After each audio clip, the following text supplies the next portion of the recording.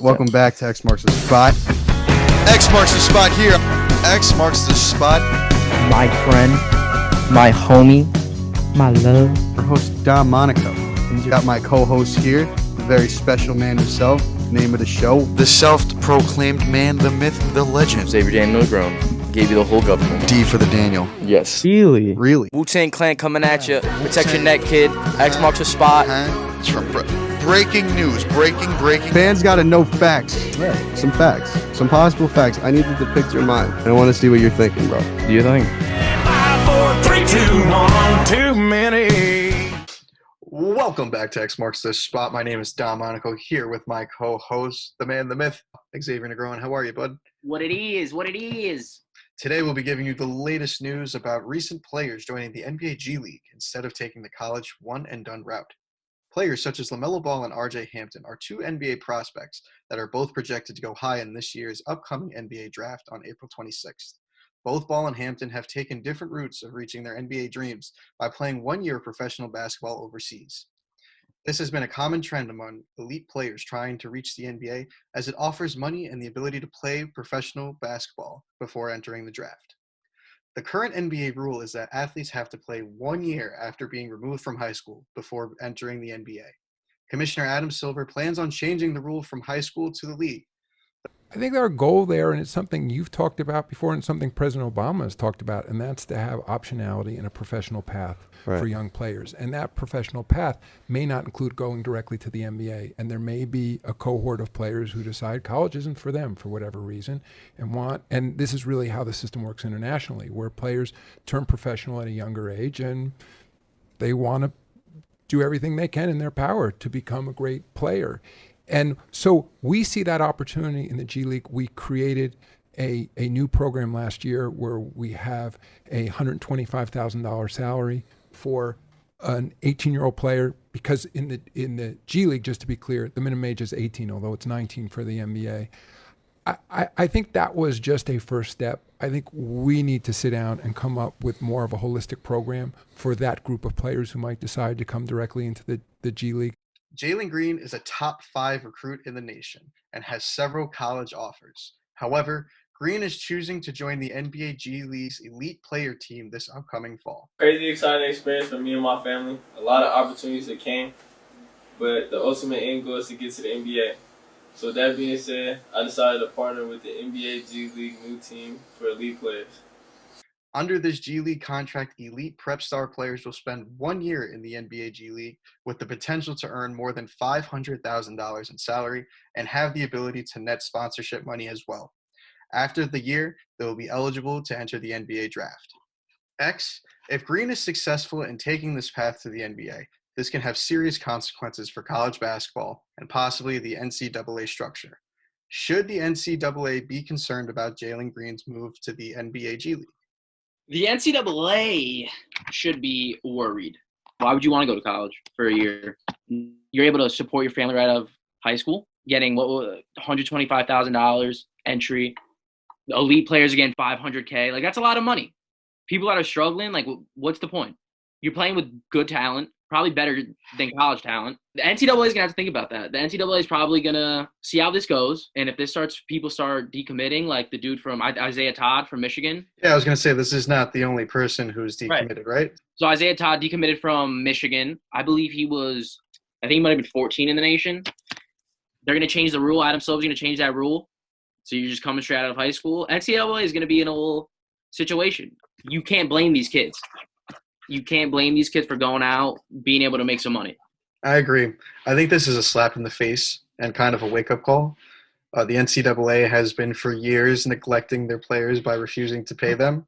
This offers young kids that opportunity, the clear road to take. If I was coming out of high school with all that talent and I had the option to either go to the top school in the nation to play basketball or attend the G League and play under professional developmental leagues of NBA franchises and actually get a solid year of actually learning the NBA, which I ultimately want to go to, and get paid and still have the ability to market myself as a brand and take other brands and take other sponsorships, of course I would do it. What if I don't fit the college system? What if I go to Duke and I don't fit, Coach K's system and I end up twisting my ankle or I end up blowing my knee out and I can't play anymore, when I had the golden ticket to literally be right under the NBA's for a year to learn everything about it. When we were talking about this off air, talking about Zion, I think Zion needed that 1 year at Duke, needed some of the but that's at the really big schools where you're having Coach K, you're having Cal Perry, you're having coaches like that where it's they know that they have 1 year with these players and they know what to work on, so when they go to the next level, they're good. Some players it's gonna work for some players, but some players are gonna go straight out of high school.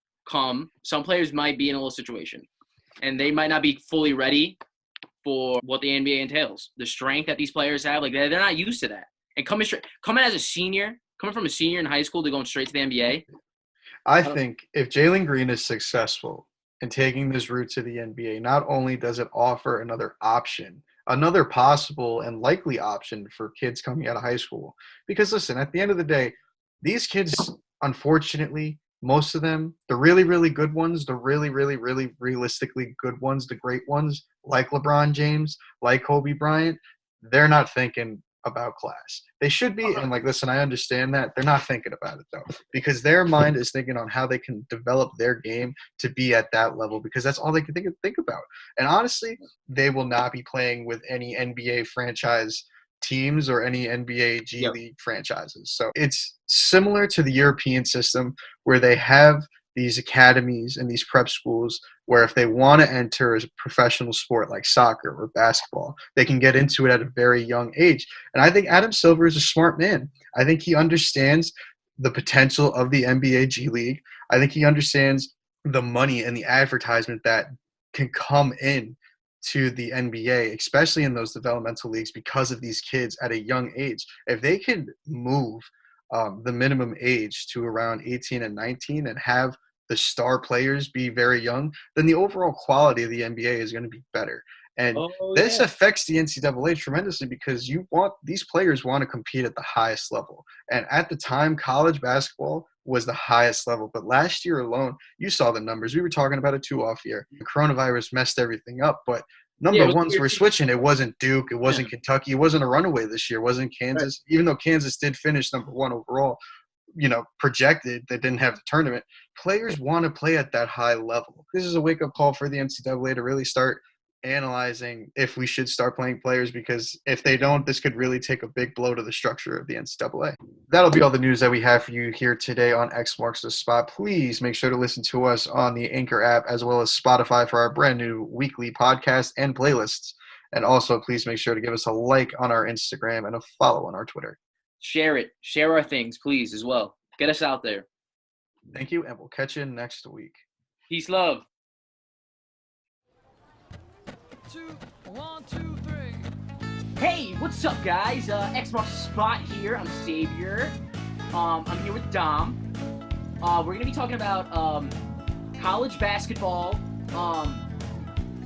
Spot? It's not. Sorry, it was bad. Lardo.